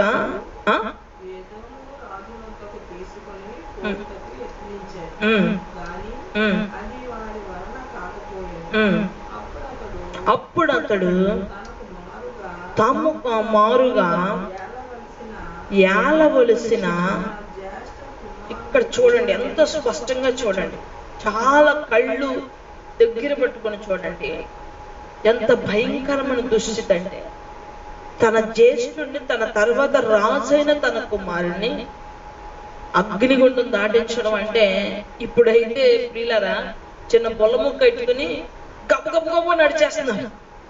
చాలా చోట్ల చూసారా లేదా? అగ్నిగుండం దాటడం అంటే చిన్న పొలము కట్టుకుని, లేదా చిన్న ఆకారంతో కూడినటువంటి చిన్న ఎనుప ముక్క పట్టుకుని టప టప టప టప అడుగులు వేసుకుంటూ అవతలకి వెళ్ళిపోతున్నారు. నిప్పుల మీద నాటడం. ఎన్నాళ్ళు అయితే ఎలా ఉండేదంటే, ఆ అగ్నిగుండం మీద కాల్చేయడమే. చదవండి అక్కడ ఏం చేశాడో తన కుమారుణ్ణి. చదవండి. తన జ్యేష్ఠ కుమారుని తీసుకుని పట్టణపు ప్రాకారం మీద దహన బలిగా అర్పింపగా ఇశ్రాయేలు వారి మీదకి కోపము బహుగా వచ్చెను. ఎంత భయంకరమైన పరిస్థితి అంటే, అందరికీ కనిపించేలాగా తన తర్వాత రాజైన తన కుమారుణ్ణి అగ్నికి ఆహుతి చేశాడండి. బ్రతికుంటారు. ఎంత భయంకరమైన పరిస్థితి. ఇప్పుడు మనుషుల్ని ఇచ్చేవాళ్ళు మూర్ఖంగా ఇస్తున్నారు, జంతువులను చంపేస్తున్నారు. దేవుడి అన్నిటిని నిషేధించాడు. అన్నిటికి ఒక తన మరణము ద్వారా తన యొక్క ప్రాణ బలియాగం ద్వారా ఫుల్ స్టాప్ పెట్టారు. ఇంకా దాని యొక్క విభాగాన్ని ముగించారండి.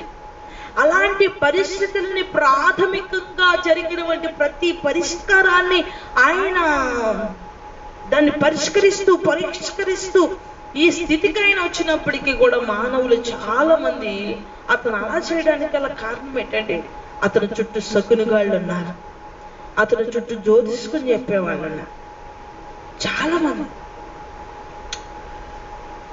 కొంతమంది క్రైస్తవులు, మీ పిల్లలకు పెళ్ళి అవుతలేదు కదండి, మీరేమి రావసరం లేదు, మీరేమి చేయవసరం లేదు, ఓ 12,000 ఇప్పించండి, మీ అమ్మాయి పేరుని ఎవ్వరికి తెలియకుండా దేవునికి ఏం చేస్తాం, పూజ చేస్తాం, పెళ్ళి అయిపోద్ది అనగానే చాలా మంది క్రైస్తవులు ఏం చేస్తారు తెలుసా? చాలా మంది క్రైస్తవులకి ఇన్నాళ్ళ చిన్నప్పుడు చేతులు ఇచ్చి జ్యోతిష్కుని చెప్పించుకునేవారు. కొంతమంది సోదరుల దగ్గరికి వెళ్ళినప్పుడు వాళ్ళు కొంచెం గతానికి వెళ్ళిపోతారు. ఒక్కొక్కసారి ఏదన్నా సబ్జెక్ట్ మాట్లాడినప్పుడు, ఏమోనండి సిస్టర్, చిన్నప్పుడు అండి నా చెయ్యి చూసి నా భవిష్యత్తు బాగోదు, నువ్వు ఎప్పుడు ఏడుస్తూ ఉంటావు అని చెప్పిందండి ఒక ఆవిడ. అలాగే జరుగుతుంది నా చేతుల్లో. ఒక ఆవిడ అన్నారట, నువ్వు పెట్టి నీ చేతులతో పెట్టి నీ కష్టార్జితం తిన్న వాళ్ళు నీకు తిరుగుపడతారని చెప్పిందండి ఎప్పుడో. అయ్యా, జీవితంలో కష్టపడిన వారు ఎవరైనా ఉంటే చూపించండి. జీవితంలో ఒక్కరు ఇద్దరైనా తిరగబడకుండా జీవించేవాడు చెప్పండి. ప్రతి వ్యక్తి మీద అడుగులో జీవిస్తున్న ప్రతి జీవి మీద మరొక జీవి ఖచ్చితంగా ఏం చేస్తుంది? పోరాటం చేస్తూనే ఉంటది. ప్రతి జీవి మీద ఏ జీవికునే కష్టాలు ఆ జీవికి ఉన్నాయి అడవిలో మనం చూస్తే. అలాగే ఈ లోకంలో ఏ జీవి మీదకి వచ్చే యుద్ధాలు, పోరాటాలు, రోదనలు వస్తూనే ఉంటాయి. వాటిని పెట్టుకుని ఆలోచించకూడదు. ఇక్కడ ఒక భయంకరమైన విషయం అక్కడ కూడా, తన తర్వాత రాజు అవ్వవలసిన తన కొడుకుని అగ్నికి ఆహుతి చేశాడు. ఎంత దౌర్భాగ్యమైన పరిస్థితి అండి. చదువుదాం. ద్వితీయోపదేశకాండం 23వ అధ్యాయం 17వ వచనం. ద్వితీయోపదేశకాండము 23వ అధ్యాయము 17వ వచనం. 23:17. ఇశ్రాయేలు కుమార్తెలలో మీరు ఈ పాయింట్ని బాగా గమనించారు. ఇది చాలా కీలకమైన వంటి పరిస్థితి, విషయం. ఎందుకంటే మీరు కొన్ని పదాలు విని ఉంటారు. జోగినీలు అని విన్నారా? జోగినీలు అని. ఎందుకంటే ఇక్కడ క్లియర్గా చెప్పబడింది ఏంటంటే, ఇశ్రాయేలులో ఎవరు వ్యభిచారులుగా అంటే స్త్రీలు అంటే కేటాయించబడి ఉండకూడదు అని. ఈరోజు చాలా మంది విగ్రహ సంబంధంగా చూస్తే కనుక ఒక బొమ్మలకి పెళ్ళిళ్ళు చేసి ఒక ఆడపిల్లని ఆ వివాహానికి ముడిపెట్టి ఆ అమ్మాయిని దేవుడికి పెళ్లి చేసామని ఆ అమ్మాయితో ఎవరైతే ఈ పెద్దలు ఉన్నారో వాళ్ళందరూ కలిసి ఆమెతో వ్యభిచరించి పాపము చేసి, వాళ్ళు పరిశుద్ధులు, దేవుడు భార్య అని ఆమె కొంత మూల్యము చెల్లించి ప్రతి సంవత్సరానికి కొన్ని వేల విగ్రహ సంబంధమైన వంటి కట్టబడిన వంటి కట్టడాలలో ఎంతో భయంకరమైన అరాచకం జరుగుతుంది. చిన్ని పిల్లల్ని దేవుడికని వివాహం చేసి ఈరోజు ఎంతో భయంకరమైన వ్యభిచార సంబంధమని చేస్తున్నారు. ఆ వివాహానికి వేల మంది తరలి వెళ్ళి అలాంటి పాడు పనిని ప్రోత్సహిస్తున్నారు. అవునా కదా? కొన్ని గ్రామ స్థాయిల్లో మీరు చూసారో లేదో, పెళ్లి చేస్తున్నారు, తీర్థాలు పెడతారు. మీకు స్పెసిఫిక్ గా మీకు చాలా చక్కగా అర్థం కావడం కోసం కోరుకొండలో కొండ ఉంది. ప్రతి సంవత్సరం ఆ కొండకున్న దేవుడికి వివాహం చేస్తారు ప్రతి సంవత్సరం. ఎంతో భయంకరమైన పరిస్థితి, ఎంతో భయంకరమైన పరిస్థితి. ఇవన్నీ తెలిసి కాదండి, ఇవన్నీ తెలిసి కాదు, అవన్నీ తెలియకుండా చేస్తారు. ఇవన్నీ తెలిసేలా కాదండి.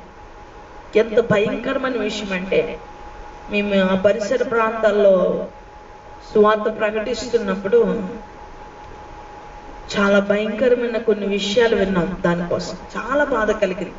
ఎంతో మంది ఆడపిల్లల జీవితాలతో ఆడుకున్న వంటి పరిస్థితి.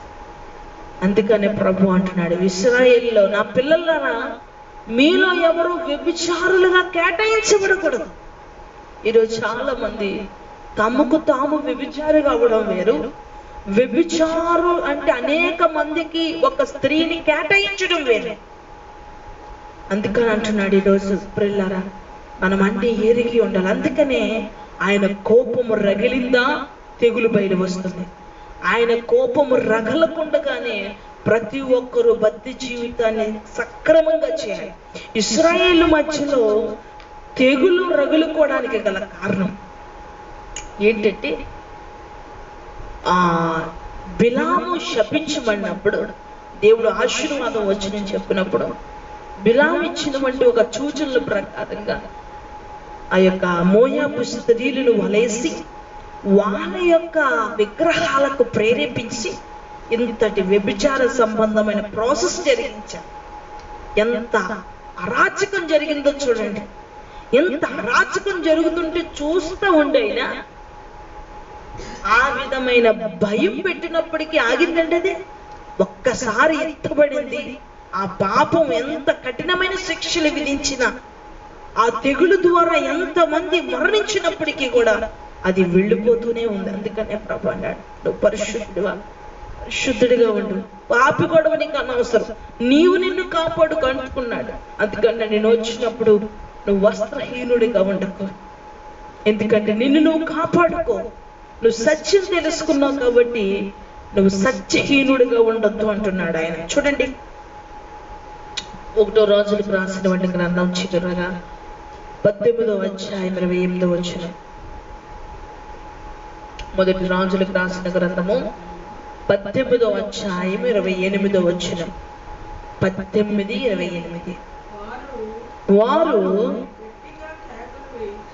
మరి గట్టిగా కేకలు వేయచ్చు, రక్తము కారునట్లు తమ మర్యాద చొప్పున కత్తులతోనూ తమ దేహములను కోసుకొని చూడరే. కొన్ని సంబరాలలో, అంటే సంబరాలు అంటే కొన్ని విన్యాసాలలో చూస్తూ ఉంటాం కదా రోడ్ల మీద అది వెళ్తూ. ఇది సాతాను చేసిన వంటి ఒక ప్రయోగం ఏం చేసిందంటే, అక్కడతో ఆగిపోదు కదా, ఎక్కడ కనిపెట్టాడు ఇది, ఎక్కడో ఊహాల్లో కనిపెట్టాడు. మూలకి వెళ్ళిపోయిందా లేదా? సేఫ్ జోన్లో భద్రతతో ఉన్నవాడు ఉన్నాడు, అలా దాన్ని జయించేవాడు జయిస్తున్నాడు, దానికి బలైపోయిన వ్యక్తి బలైపోతున్నాడు. ఇక్కడ చూస్తే ప్రియులారా, ఇది ఎక్కడ జరుగుతుందంటే, దేవుడు దిగి రావాలి, అన్యుల దేవత దిగి రావాలి. ఫస్ట్ ఛాన్స్ ఎవరికి ఇచ్చారంటే వీళ్ళకి ఇచ్చారు. వీళ్ళు ఏం చేస్తున్నారంటే, దేవుడా నువ్వు దిగిరా అని అరుస్తూ ఉన్నారు. ఇంక దేవుడు దిగి రావట్లా. ప్రవక్త ముందు వీళ్ళు పరుగు పోతుంది, ప్రవక్త ముందు వీరు నిలబెట్టుకున్న ఆ విధానం అంతా పోతుంది. కాబట్టి దేవుడా దిగిరా అంటూ వీరు ఏం చేస్తారంటే, వాళ్ళ మర్యాద మీరు గమనించారా? దెయ్యము మర్యాద ఏంటో తెలుసా అండి? గాయపరచడం, రక్తం చిందించమండం. దెయ్యంకి ఇవి కావాలి, దేవుడికి అవసరం లేదు. వారి మర్యాద ఏంటో తెలుసా? వారి గాయపరచుకోవడం అంట. కానీ మన ప్రభు ఎవరండి? గాయములు కట్టువాడు. మన ప్రభు ఎవరండి? గాయములు కట్టువాడు. మన ప్రభు ఎవరంటే, ఆయన అంటున్నాడు, విరిగిపోయిన రెళ్ళను కూడా నేను విరిచేవాడు. అంటే ఒకవేళ ఇరిగిపోవడానికి సిద్ధంగా ఉన్నప్పటికీ దాన్ని నేను విరిచేవాడను కానే కాదు. ఎందుకంటే దానిని కూడా అతికిస్తాం. మనం ఏదైనా ఉందనుకోండి, సగం కాయ కుళ్ళిపోతే మిగతా మొత్తం పాడేస్తాం. కానీ ఆ సగభాగాన్ని కూడా, కుళ్ళిపోయిన దాన్ని కూడా బాగు చేయగలం. అందుకనే కదా ఈరోజు నువ్వు నేను బ్రతుకున్నావు. నా సగభాగం కుళ్ళిపోయిందని నేను తీసేస్తే ఈరోజు నేను ఈ భూమి మీద ఉండవు.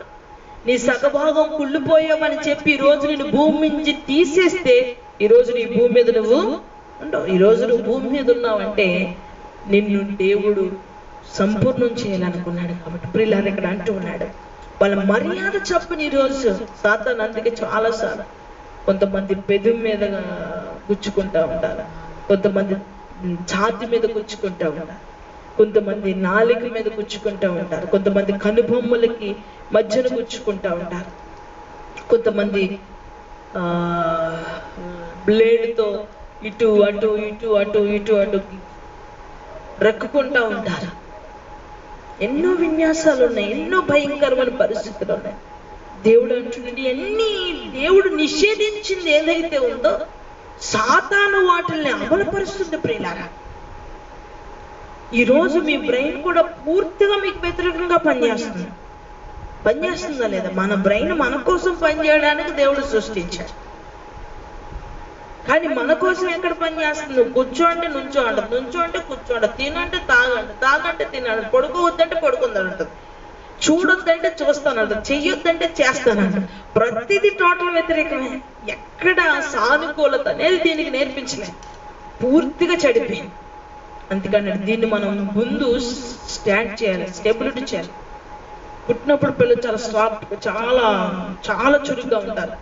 వాళ్ళు మనం ఇలా చేస్తే వాళ్ళు అలాగే చేస్తారు. ఎందుకని ప్రాథమికంగా మన బ్రెయిన్ ఏం చేస్తారంటే, మన బ్రెయిన్ మనం ఏం చేయాలో అది చేయాలని ప్రేరేపిస్తారు. చిన్నప్పుడు పిల్లలు మనం ఏదైనా ఒకటి కొడితే వాళ్ళు కొడతారు, మనం పైకి చూస్తే వాళ్ళకి పైకి చూస్తారు, వాళ్ళు మనం ఏదైనా తింటే వాళ్ళు ఎలా అన్ని అబ్జర్వ్ చేస్తూ ఉంటారు. తర్వాత వాళ్ళ బ్రెయిన్ రాను రాను ఏం చేద్దంటే ప్రతికూల శాస్త్రాలకి పరిగెడతా ఉంటాం. అందుకని మనం దేవుడు ఏది నేర్పిస్తున్నాడో అది చేయాలి. అందుకనే దేవుడు చాలా మంది, మీరు చనిపోయినప్పుడు కూడా చాలా మంది బోడి చేసుకుంటూ ఉంటారు, చాలా మంది గుండ్లు గీసుకుంటూ ఉంటారు. చాలా మంది క్రైస్తవుల కుటుంబాల్లో ఎవరైనా చనిపోయినప్పుడు ప్రార్థనలు పెడతా ఉంటారు. సరే అని మనం కొంచెం ముందుగా వెళ్ళి కూర్చున్నప్పుడు, ఇంత పిల్లలేరంటే గడ్డం గీయించుకోవడానికి వెళ్ళారండి, గుండు గీయించుకోవడానికి వెళ్ళారండి అంటారు. అంటే ఏదైతే ఈ పరిమిత కాలం ఉందో మనిషి చనిపోయినప్పుడు, ఈ 15 రోజులు కావచ్చు, 12 రోజులు కావచ్చు, ఈ పరిమిత కాలం వరకు వాళ్ళు గడ్డం గీయించుకోరు, వాళ్ళు షేవింగ్ చేసుకోరు. అంటే వాళ్ళు ఏం చేసుకోరు, ఆ కార్యక్రమం రోజు వాళ్ళు చేసుకుంటారు. ఇన్నాళ్ళు ఏంటంటే విచారంతో చేయించుకోకుండా ఉండిపోయేవారు. కాబట్టి ఆ రోజు అందరిలో కొంచెం చేయించుకోవడానికి ఒక ఏదైనా పెట్టారేమో, దాన్ని ఆచారం చేసేసి రే చేయించుకోకూడదురా, ఒరే చేయించుకోకూడదురా అని క్రైస్తవులు కూడా దీన్ని ఆచరిస్తూ చాలా దౌర్భాగ్యంగా ఉన్నాడు. ఆ విషయాన్ని కూడా ద్వితీయోపదేశకాండ 14:1 కూడా చెప్తా ఉంటాడు, మీరు బోడి చేసుకోకండి, మీరు బోడి చేసుకోకండి. మనం ఎప్పుడు కూడా ఎలా ఉండాలి? అందుకనే తెగులు రావడానికి గల కారణం ఏంటి? వ్యభిచారం ఆగాలి. మనిషి ఎలా జీవించాలో నేర్చుకోవాలి, మనిషి ఎలా జీవించాలో నేర్చుకోవాలి. ఎందుకంటే మనిషి జీవితంలో భయంకరమైనటువంటి పరిస్థితి వెళ్ళిపోయింది. టెక్నాలజీ అంటూ మురిసిపోతున్నాడు,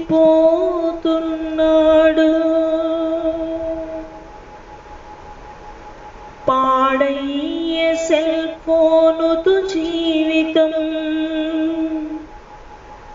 మనిషి తన విలువలే కోల్పోయెనుగా. టెక్నాలజీ అంటూ మురిసిపోతున్నాడు, పాడయ్యే సెల్ ఫోనులో జీవితం, మనిషి తన విలువలే కోల్పోయెనుగా. ఏమ ఏమైపోతుందిరా జీవనం, ఏమైపోతుందిరా జీవితం, మృగమై మారిందిరా మానవత్వం. ఆశలు హద్దులు దాటే కోరికలు కొరువిగా మారే, ఆశలు హద్దులు దాటే కోరికలు కొరువిగా మారే. డబ్బుంటే చాలని మనిషి క్షణిక సుఖానికి మృగమై మారి, డబ్బుంటే చాలని మనిషి క్షణిక సుఖానికి మృగమై మారే మనిషి. ఏమైపోతుందిరా జీవనం, ఏమైపోతుందిరా జీవితం, మృగమై మారిందిరా మానవత్వం. ఎప్పుడైతే ప్రశాంతమైన దేవుడు క్రమముతో నడిపిస్తున్న ఇశ్రాయేలు మధ్యకి సాతాను మోయాబు స్త్రీల ద్వారా పాపము జరిగించుటకు ఆకర్షించిందో, ఆ ప్రదేశానికి రాగానే వారు చూసిన దానిని బట్టి, వాళ్ళు వీరిని ఆకర్షించిన దాన్ని బట్టి వారితో పాపము జరిగించగా, పాపములకు జరిగిస్తూ వారి యొక్క విగ్రహములకు పూజించుట అర్పించుట మొదలు పెట్టుట వలన దేవుని కోపము బయలు వెళ్ళింది. అనేకులు అక్కడ తెగులు చేత హతమయ్యారు. ఈరోజు ప్రపంచ దేశాలు కావచ్చు, ఈ భయంకరమైనటువంటి పరిస్థితి కారణం ఏంటంటే మానవుడే. ఒకరు కావచ్చు, ఇద్దరు కావచ్చు, దీని కారణం ఎంతమంది అయినప్పటికీ కూడా తయారు చేసేవంటి వ్యక్తి కాదు, కానీ దాన్ని భూమి మీదకి దాన్ని భూమి మీదకి పంపించడానికి అనుమతి ఇచ్చాడు దేవుడు. ఎందుకు ఇచ్చాడంటే కనీసం మనిషి దేవుని యొక్క ఆజ్ఞలు, దేవుని యొక్క కట్టలు, దేవుని యొక్క నియమాన్ని తెలుసుకుని బ్రతుకుతాడేమోనని. ఎక్కడ బ్రతుకుతున్నాడండి? అక్కడ మనం చదవం కదా 28:8. ఎక్కడండి? ఎంతండి? అక్కడ మన సంఖ్యాకాండంలో మనం చదవం 25:8. అక్కడ అహరోను యొక్క మనవడెళ్ళి వారున్న ఆ సమాజంలో నుంచి, అక్కడున్న జరుగుతున్నవంటి ప్రదేశం నుంచి వెళ్ళి, పాపం జరుగుతున్నవంటి దగ్గరికి వెళ్ళి వెంటనే వాళ్ళు అర్థం చేశాడు. ఆ చివరి దేవుడు చెప్పిన లెక్క పూర్తయ్యేంత వరకు, దేవుడు చెప్పినటువంటి ఆ అమలు పూర్తయ్యేంత వరకు ఆ శాపం అనేది, ఆ వ్యాధి అనేది ఆగలేదు. వెంటనే ఆయన కోపము చల్లారింది ప్రియులారా. కానీ ఆ బీజాలు మాత్రం పాలాయి. ఈ భూమి మీదకి ఏదైనా వ్యాధి వచ్చినప్పుడు ఆ వ్యాధి తిరిగి పోవడానికి అవకాశం లేదు. ఈ కరోనా ఈ రోజు పోతుందా, 1 సంవత్సరంలో పోతుందా, 2 సంవత్సరాల తర్వాత పోతుందా? లేదు, జీవితాంతకాలం ఉంటుంది. కానీ దీని నుంచి బయటపడడానికి దేవుడు మనకి ఏదో ఒక ఎసులుబాటు ఇస్తాడు. ఇశ్రాయేలులోనికి ప్రవేశించినటువంటి పాపము, విగ్రహారాధన, ఈ వ్యభిచారం జరుగుతూనే ఉంది. కానీ దీని నుంచి బయటకు రావడానికి, ఇలాంటి ఉగ్రత మీద పడకుండా ఉండడానికి దేవుడు అనేక సంబంధమైన సెక్యూరిటీ, అనేక సంబంధమైన ప్రాసెస్ మనకు అనుగ్రహించాడు. ఆ విధానంతో మనం వెళ్ళి మనం పరిశుద్ధులుగాను నీతి. అందుకనే అంటాడు కదా కొరింథీయులకు రాసినటువంటి పత్రికలో ఏమన్నాడు? ఇందాక మనం చదువుకున్నాం కదా, మన పితరులు చెడ్డవాటిని ఆశించి వాళ్ళు ఏం చేశారంటే దేవుని యొక్క వాళ్ళు ఏం చేశారు? మొదటి కొరింథీయులకు రాసిన పత్రిక 10:19-20 వారు ఏం చేశారంటే చెడ్డవాటిని ఆశించడం వల్ల వాళ్ళు ఏం చేశారంటే దేవుని యొక్క కోపానికి పాత్రలైపోయారు. కాబట్టి దేవుడు కోరుకుంటుందల్లా ఒకటే, ఏంటంటే మానవుడు చెడ్డవాటల్ని ఆశించకూడదు. మానవుడికి ఒక క్రమాన్ని పెట్టాడు, మానవుడికి ఒక నియమాన్ని పెట్టాడు. మానవుడు అనుకుంటున్నాడు నాకేం లేదు, అంతా నేనే అనుకుంటాను. లేదు, నిన్ను సృష్టించాడు, నిన్ను నడిపించాడు. ఎందుకంటే మనకి ఈ చూడండి, మనం గమనిస్తే కనుక మనం సృష్టించినటువంటి సృష్టికర్త ఒక మానవుడు సృష్టించిన వంటి ఒక చిన్నది ఈరోజు మనిషిని చంపేస్తుంది. మానవుడు ఎలా సృష్టించాడు ఇలాంటి క్రిమినల్ని? దీనికి విరుగుడు కోసం కాదు, కానీ దేవుడు దేన్నైనా సరే ఆమోదించినప్పుడు ఖచ్చితంగా దానికి విడుదల మాత్రం ఆలోచిస్తాడు. దానికి విడుదల ఆలోచించాడు అంటే ఆయన లెక్క పూర్తవ్వాలి. దానికి పూర్తి స్థాయిలో ఒక అమలు జరగాలి. ఈరోజు క్రైస్తవ సమాజం పూర్తి స్థాయిలో దుర్నీతి నుంచి, దుష్టత్వం నుంచి, అన్ని ఆచారాలలో నుంచి, విగ్రహ సంబంధమైన నుంచి, వ్యభిచారంలో నుంచి బయటికి రాగలిగితే ఖచ్చితంగా దేవుడు న్యాయం చేస్తాడు. ఎందుకంటే మనం బాగా ఉంటే మన కుటుంబాలు అనేక మంది అన్యజనంగా ఉన్నారు. అందరూ మన బిడ్డలు, మన కుటుంబం మనల్ని బట్టి అలా మారవలసిందండి. మనల్ని బట్టి దేవుడిని దూషించే స్థితికి వెళ్ళిపోయారు. చాలా సంఘాలను బట్టి, చాలా సేవకులను బట్టి, ఈరోజు సంఘాలను బట్టి దేవుణ్ణి దూషిస్తున్నారు. దయచేసి ప్రియులారా, ఆ విధంగా వెళ్ళొద్దు. వ్యభిచార సంబంధంగా వెళ్ళొద్దు, విగ్రహ సంబంధంగా వెళ్ళొద్దు. దయచేసి రిఫరెన్స్ మళ్ళా మీరు చదువుకోండి.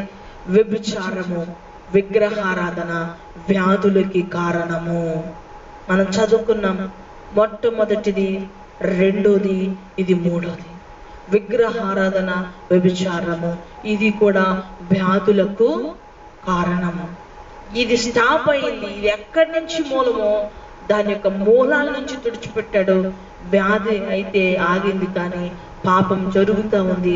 కానీ ఆ పాపాన్ని నుంచి మనం విడిపించడానికి పరిశుద్ధుడైన దేవుడు నిలువెత్తు మన ముందు సాక్షిగా ఉన్నాడు. ఎందుకంటే నేను నిదర్శన, నేను మార్గము, నేను సత్యము, నేనే నీకు సమస్తమని ఆయన మన ఎదుట నిలబడి మనల్ని సత్యముతో, జీవంతో, మార్గంతో నడిపించి మనల్ని సంపూర్ణలు చేయాలని ఆయన ఎంతో ప్రయాసపడుతున్నాడు. కనుక పిల్లారా, జ్ఞాపకం ఉంచుకోండి. దయచేసి కళ్ళు మూసుకుందాం, ప్రార్థన చేసుకుందాం. కనుక పిల్ల దయచేసి విగ్రహ సంబంధమైన ప్రేరణలకు కానీ, వ్యభిచార సంబంధమైన వంటి ప్రేరణలకు కానీ మీరు వెళ్ళొద్దు. ఎందుకంటే ఇవి తెగుళ్ళకు కారణం. వ్యభిచారం చేస్తున్న వాళ్ళారా, విగ్రహ సంబంధమైన వాటికి ప్రోత్సహిస్తున్న వాళ్ళారా, వెళుతున్న వాళ్ళారా, దయచేసి వినండి ప్రియులారా. మీరు ఎట్టి పరిస్థితుల్లో కూడా విగ్రహ సంబంధమైన వాటికి వెళ్ళొద్దు. విగ్రహ సంబంధమైన వాటికి ప్రేరేపించబడద్దు. విగ్రహ సంబంధమైన దృశ్యాలకు కానీ, విగ్రహ సంబంధమైన వంటి పాప సంబంధమైన వంటి వ్యభిచార సంబంధమైన వాటికి మీరు చోటు ఇవ్వద్దు ప్రియులారా. శాపానికి పాలైపోతారు, రోగానికి పాలైపోతారు, దేవునికి ఉగ్రతకు పాలైపోతారు ప్రియులారా. ఉపదేశం నువ్వు తీర్మానం చేసుకో. నీ కుటుంబంలో కానీ, నీ బంధువుల్లో కానీ, నీ స్నేహితుల్లో కానీ వ్యభిచారం జరుగుతుందేమో, విగ్రహారాధన జరుగుతుందేమో, వ్యక్తి పూజ జరుగుతుందేమో, సకలగాళ్ళు, జ్యోతిష్కులు, రకరకాలమైన వంటి లోక సంబంధమైన వంటి వారు తరుముచు ఉన్నారేమో. తరుము కొట్టు వారిని మీ మధ్య నడుకున్నట్టుగా తీసివేయండి. వాటి మీద ఆధారపడద్దు ప్రియులారా. దేవుని మీద ఆధారపడదాం, దేవుని మీద ఆధారపడదాం, దేవుని మీద ఆధారపడదాం. దేవుడు మన సహాయం చేస్తాడు. ప్రార్థన చేసుకుందాం. మహాపరిశుద్ధుడా, ప్రేమ కలిగిన తండ్రి, కృప కలిగిన ప్రభువా, ఈ ప్రత్యేకమైన సమయంలో మేము మీ సన్నిధికి వచ్చాం. మీ బిడ్డలమై ఉన్నాం తండ్రి. అవును ప్రభువా, మా కుటుంబాలు ఎన్నో విగ్రహారాధనతో మత్తుపడ్డాయి. మా కుటుంబాలు ఎన్నో వ్యభిచారం చేత మత్తుపడ్డాయి. దయతో క్షమించండి. వారు ఏ విధంగా శపించబడకుండా, ఏ విధంగా అనారోగ్యానికి పాల్గొతున్నట్టుగా ముందుగానే వారిని స్వస్థపరచండి, ముందుగానే వారిని రక్షించండి. తెలుసో తెలియక చేసిన వారి పాపముల నుంచి వారిని విడిపించండి.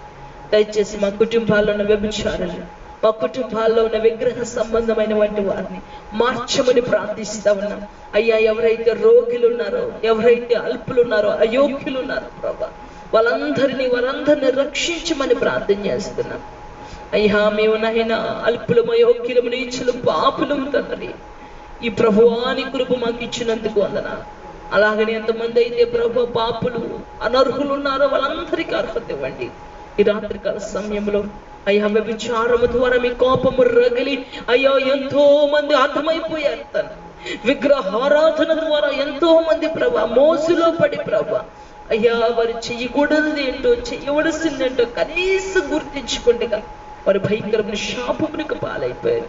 అలాంటి పరిస్థితుల్లో వండుకున్నట్టుగా దూరాన సమీపాన్ని ఎంతమంది పిల్లలు అయితే ఉన్నారో ప్రతి ఒక్క బిడ్డను దర్శించి మాట్లాడి వారిని కనికరించమని ఈ రాత్రికాల సమయం మీ చేతులకు సమర్పణ చేస్తాం. మా కొరకు త్వరగా రానైన వాటి యేసు నామములో అతి వినముగా బ్రతిమాలి వేడుకునిచున్నాను తండ్రి, ఆమేన్. యేసురక్తమే జయం, ప్రవేశరక్తమే జయం, ప్రవేశరక్తం సంపూర్ణ విజయం, అపవాదికనంత నాశనం కలుగును గాక, ఆమేన్. ప్రభువైన యేసుక్రీస్తు వారి కృప, పరిశుద్ధాత్మ దేవుని యొక్క అన్యోన్య సహవాసము సన్నిధి మనకును మన కుటుంబాలకు సకల పరిశుద్ధులకు సదా తోడే నడిపించును గాక, ఆమేన్. Praise the Lord. మీ అందరికీ నా ప్రత్యేక ప్రేమ వందనాలు. ప్రభు మిమ్మల్ని దీవించును గాక, ఆమేన్.